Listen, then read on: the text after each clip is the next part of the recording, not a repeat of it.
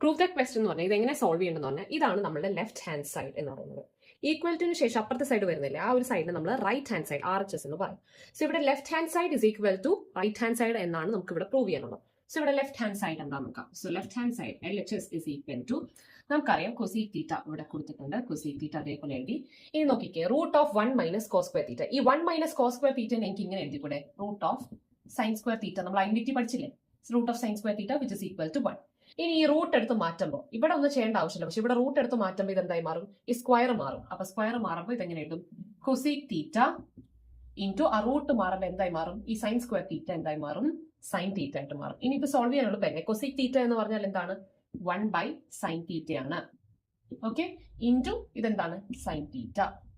ഈ സൈൻ തീറ്റയും ക്യാൻസൽ ആയി കഴിഞ്ഞാൽ ഇവിടെ ആൻസർ എന്ത് കിട്ടും, 1 കിട്ടും. ഈ 1 അല്ലേ നമുക്ക് ഇവിടെ കിട്ടിയേക്കുന്നത്. നോക്കിക്കേ, so this is equal to RHS എന്ന് പറഞ്ഞാൽ ലാസ്റ്റ് ഹെൻസ് പ്രൂവ്ഡ്. സിമ്പിൾ അല്ലേ?